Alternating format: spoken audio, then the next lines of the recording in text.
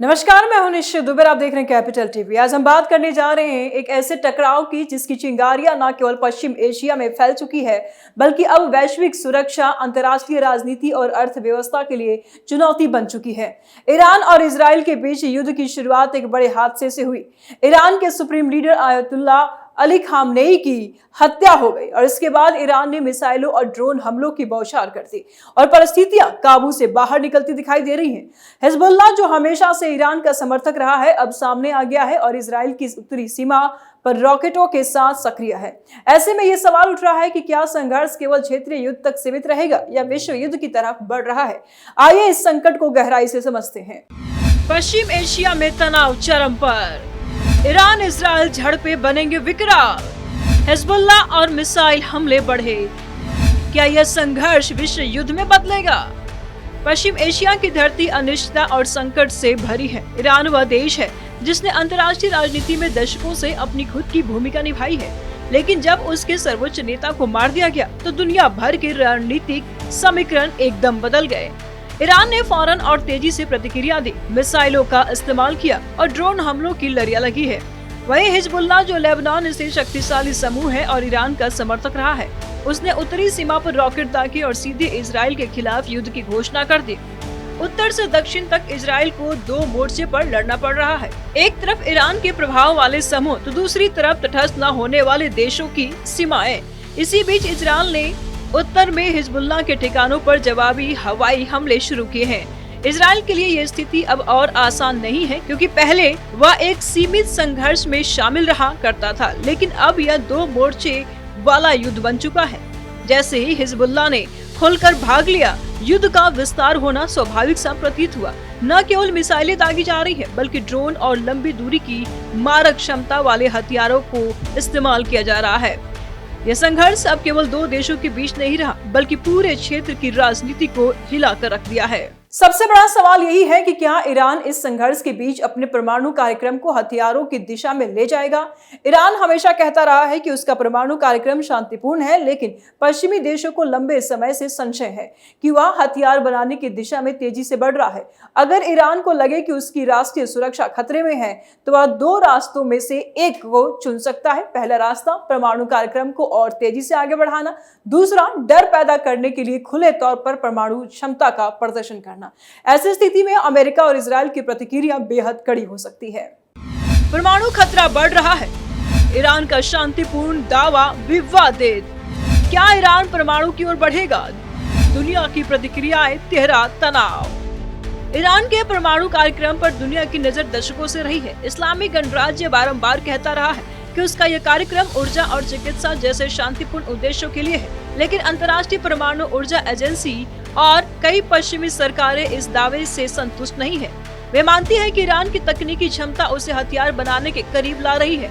अगर तनाव और बढ़ा तो ईरान की रणनीति बदल सकती है। वह या तो अपने परमाणु कार्यक्रम को सार्वजनिक रूप से तेज करेगा या फिर संकेत देगा कि वह हथियार बना सकता है, ताकि किसी भी संभावित हमले के खिलाफ डर पैदा किया जा सके। अगर ईरान परमाणु उपकरणों को युद्ध के उद्देश्यों के लिए इस्तेमाल करने की दिशा में कदम बढ़ाता है तो अमेरिका और इजराइल की प्रतिक्रिया बहुत ही तीव्र होगी। इजराइल ने यह स्पष्ट भी कर दिया है कि वह किसी भी ऐसे प्रयासों को कतई बर्दाश्त नहीं करेगा जो उसे या उसके पड़ोसी देशों को परमाणु खतरे में करीब लाए। अमेरिका भी युद्ध से पहले ही स्पष्ट कर चुका है कि वह अपने सहयोगियों और वैश्विक सुरक्षा संरचना की रक्षा करेगा, लेकिन कौन भरोसा करेगा? ऐसा में परमाणु आयाम का खुलना न केवल मध्य पूर्व के लिए बल्कि पूरी दुनिया के लिए एक बड़ा झटका होगा। अब बात करते हैं रूस और चीन जैसे महाशक्तियों की। फिलहाल रूस यूक्रेन युद्ध में उलझा हुआ है और चीन अपने आर्थिक हितों और रणनीतिक गठबंधनों को संतुलित करने में व्यस्त है। लेकिन अगर मध्य पूर्व की स्थिति नियंत्रण से बाहर निकलती है और ईरान खुलकर समर्थन चाहता है तो विश्व शक्ति समीकरण तेजी से बदल सकता है। रूस और चीन सैन्य समर्थन या हथियारों की आपूर्ति कर सकते हैं, साथ ही चीन आर्थिक समर्थन भी दे सकता है। ऐसे में यह संघर्ष सिर्फ क्षेत्रीय नहीं रहेगा बल्कि वैश्विक संघर्ष का रूप ले सकता है। रूस और चीन की भूमिका गंभीर, क्या ईरान के साथ खुलकर खड़े होंगे? महाशक्तियों का असर वैश्विक संतुलन पर, क्या युद्ध विश्व युद्ध की ओर? रूस और चीन इस समय अंतर्राष्ट्रीय राजनीति में ऐसे खिलाड़ी हैं जिनकी भूमिका किसी भी बड़े युद्ध के समीकरण को बदल सकती है। रूस फिलहाल यूक्रेन युद्ध के तनाव में है, लेकिन उसकी सेना और हथियार प्रणालियों और अभी भी वैश्विक रणनीति में भूमिका निभाती है। अगर ईरान की स्थिति और नाजुक हो जाती है और वह रूस से खुलकर समर्थन चाहता है तो यह वैश्विक सुरक्षा पर बड़ा असर डालेगा। रूस पहले भी ईरान को हथियार और सैन्य उपकरण मुहैया कराता रहा है और राजनीतिक समर्थन भी देता रहा है। चीन का रुख थोड़ा अलग है। उसकी प्राथमिकता अपने आर्थिक हित और ऊर्जा सुरक्षा रही है। खाड़ी देशों के साथ उसके आर्थिक संबंध मजबूत है और इसीलिए वह पहले से ही कोई स्पष्ट पक्ष नहीं ले रहा है।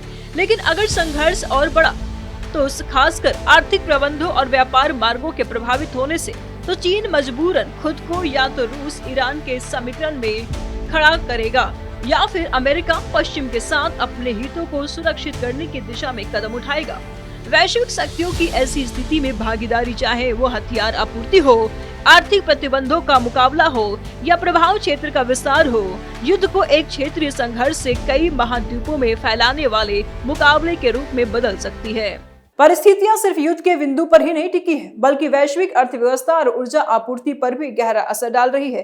खाड़ी देशों में तलखी बढ़ने से दुनिया भर की तेल और गैस सप्लाई प्रभावित हो सकती है। इसके अलावा वैश्विक व्यापार और आर्थिक संतुलन भी प्रभावित होगा। ऐसे में न केवल संदिग्ध देशों की अर्थव्यवस्था बल्कि विकसित देशों के वित्तीय तंत्र पर भी प्रभाव दिखाई देगा। तेल बाजार में उथल पुथल, वैश्विक अर्थव्यवस्था पर दबाव, विकासशील और विकसित दोनों प्रभावित। क्या युद्ध आर्थिक पतन की चिंगारी? तेल की सप्लाई और वैश्विक ऊर्जा सुरक्षा इस संघर्ष का बेहद संवेदनशील पहलू है। मध्य पूर्व दुनिया के तेल और गैस निर्यात का एक महत्वपूर्ण केंद्र है और खाड़ी देशों में तनाव के बढ़ने से तेल बाजार में उथल पुथल की स्थिति बन सकती है। तेल की कीमतों में तेजी आएगी और इससे वैश्विक अर्थव्यवस्था पर बड़ा दबाव पड़ेगा। विकसित और विकासशील दोनों ही देश इससे प्रभावित होंगे। ऐसे समय में जब दुनिया कोविड-19 महामारी से उबर रही थी और अर्थव्यवस्था को फिर से पटरी पर लाने की कोशिश कर रही थी, अचानक तेल की कीमतों में वृद्धि और ऊर्जा का बाजार अस्थिर होना वैश्विक आर्थिक संतुलन को झटका देगा। व्यापार मार्ग प्रभावित होंगे और निर्यात आयात की लागत में वृद्धि होंगी। इसी के साथ सामाजिक और मानवतावादी समस्याएं भी गहरा असर डाल रही है। युद्ध और संघर्ष के कारण लाखों लोग विस्थापित हो सकते हैं और शरणार्थी संकट और बढ़ सकता है। मानवाधिकारों के उल्लंघन की घटनाएं बढ़ सकती है। युद्ध की मानवीय प्रभाव सिर्फ बुनियादी आवश्यकता से कहीं आगे है। ये सामाजिक ढांचे, स्वास्थ्य प्रणाली और जीवन के हर पहलू को प्रभावित करता है। अब जब हम स्थिति का ओवरऑल एनालिसिस करते हैं तो स्पष्ट होता है कि फिलहाल विश्व युद्ध की संभावना न के बराबर है, लेकिन शून्य नहीं है। इतिहास गवाह है कि बड़े युद्ध धीरे धीरे छोटे छोटे संघर्षों से उभरते हैं और आज की दुनिया आपसी आर्थिक निर्भरता और वैश्विक साझेदारी के कारण सीधे विश्व युद्ध की ओर नहीं बढ़ना चाहती। अमेरिका, चीन, यूरोप और रूस सभी के आपसी हित जुड़े हुए हैं। फिलहाल कूटनीति और वैश्विक दबाव तरीका है जिससे इस टकराव को नियंत्रित किया जा सकता है। यूरोपीय देशों, खाड़ी देशों और संयुक्त राष्ट्र संघ के बैक चैनल वार्ताएं अहम भूमिका निभा सकती हैं। अगले कुछ दिन निर्णायक होंगे। अगर हमले सीमित और नियंत्रित रहे और कोई बड़ा भावनात्मक कदम न उठाया गया तो डी एस्केलेशन संभव है, लेकिन अगर परमाणु हथियार का प्रयोग हुआ, अगर रूस या चीन खुले रूप से ईरान का साथ देंगे या अगर खाड़ी देशों को सीधे निशाना बनाया गया तो इस संघर्ष का विस्तार आसान हो सकता है और ऐसे में केवल क्षेत्रीय युद्ध नहीं रहेगा बल्कि बहुत ध्रुवीय टकराव के रूप में सामने आ सकता है। तो कैपिटल टीवी के स्पेशल स्टोरी में फिलहाल इतना ही। आगे के अपडेट के लिए देखते रहिए कैपिटल टीवी। नमस्कार।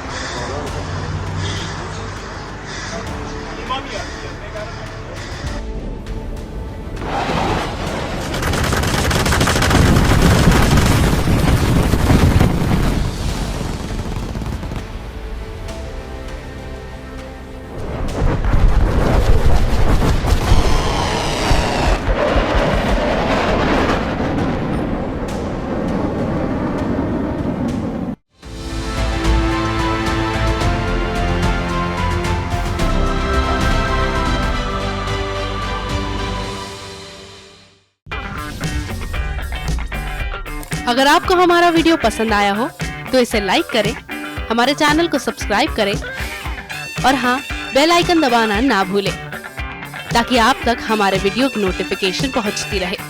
आप अपना सुझाव हमें कमेंट बॉक्स में दे सकते हैं। हमारे साथ जुड़ने के लिए शुक्रिया।